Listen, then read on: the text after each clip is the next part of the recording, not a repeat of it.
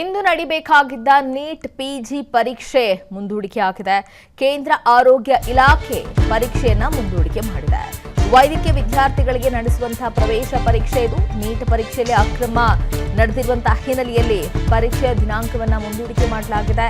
ಒಂದು ವೇಳೆ ಇವತ್ತು ಪರೀಕ್ಷೆ ನಡೀತಾ ಇದ್ದಿದ್ರೆ 2.2 ಲಕ್ಷ ವಿದ್ಯಾರ್ಥಿಗಳು ಪರೀಕ್ಷೆಯನ್ನ ಬರೆಯಬೇಕಾಗಿತ್ತು. ಇನ್ನು ಶೀಘ್ರದಲ್ಲೇ ಪರೀಕ್ಷೆಯ ಪರೀಕ್ಷಿತ ವೇಳಾಪಟ್ಟಿಯನ್ನ ಕೂಡ ಪ್ರಕಟ ಮಾಡಲಾಗುತ್ತೆ. ದಿನಾಂಕವನ್ನ ಕೇಂದ್ರ ಆರೋಗ್ಯ ಇಲಾಖೆ ಪ್ರಕಟ ಮಾಡಿದೆ. ಇವತ್ತು ನಡೀಬೇಕಾಗಿದ್ದಂತಹ ನೀಟ್ ಪಿಜಿ ಪ್ರವೇಶ ಪರೀಕ್ಷೆಯನ್ನ ಮುಂದೂಡಿಕೆ ಮಾಡಲಾಗಿದೆ. ಪ್ರಶ್ನೆ ಪತ್ರಿಕೆ ಸೋರಿಕೆ ಸೇರಿದಂತೆ ಪರೀಕ್ಷಾ ಅಕ್ರಮಗಳ ಬಗ್ಗೆ ದೂರುಗಳು ಕೇಳಿ ಬಂದಂತಹ ಹಿನ್ನೆಲೆಯಲ್ಲಿ ಆರೋಗ್ಯ ಸಚಿವಾಲಯ ಈ ರೀತಿಯ ತೀರ್ಮಾನವನ್ನ ತೆಗೆದುಕೊಂಡಿದೆ. 2.2 ಲಕ್ಷ ವಿದ್ಯಾರ್ಥಿಗಳು ಇವತ್ತು ಪರೀಕ್ಷೆಯನ್ನ ಬರಿಬೇಕಾಗಿತ್ತು. ಸ್ಪರ್ಧಾತ್ಮಕ ಪರೀಕ್ಷೆಗಳ ಸಮಗ್ರತೆಗೆ ಸಂಬಂಧಿಸಿದ ಆರೋಪಗಳ ಹಿನ್ನೆಲೆಯಲ್ಲಿ ಕೇಂದ್ರ ಆರೋಗ್ಯ ಸಚಿವಾಲಯ ಈ ನಿರ್ಧಾರವನ್ನು ಪ್ರಕಟ ಮಾಡಿದೆ. ಇನ್ನು ಮುಂದಿನ ದಿನಗಳಲ್ಲಿ ಯಾವಾಗ ಪರೀಕ್ಷೆಯನ್ನು ನಡೆಸಲಾಗುತ್ತೆ ಅನ್ನುವಂತಹ ವೇಳಾಪಟ್ಟಿಯನ್ನು ಕೂಡ ಪ್ರಕಟ ಮಾಡಲಿದೆ ಆರೋಗ್ಯ ಇಲಾಖೆ.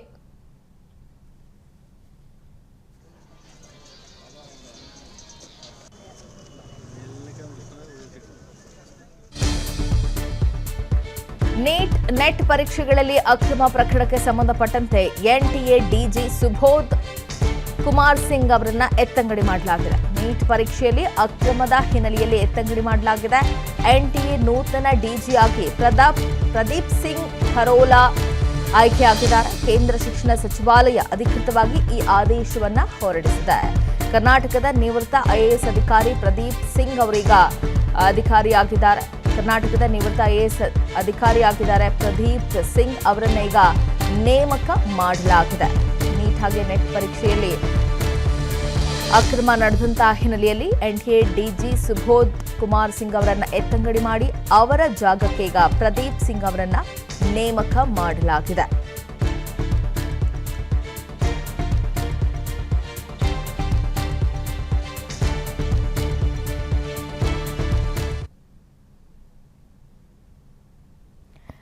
ನೀಟ್ ಹಾಗೆ ಪಿಜಿ ಪ್ರವೇಶ ಪರೀಕ್ಷೆ ಮುಂದೂಡಿಕೆಯ ಹಿನ್ನೆಲೆಯಲ್ಲಿ ಪ್ರಧಾನಿ ಮೋದಿ ವಿರುದ್ಧವೂ ಕೂಡ ಜಯರಾಮ್ ರಮೇಶ್ ವಾಗ್ದಾಳಿಯನ್ನು ನಡೆಸಿದ್ದಾರೆ.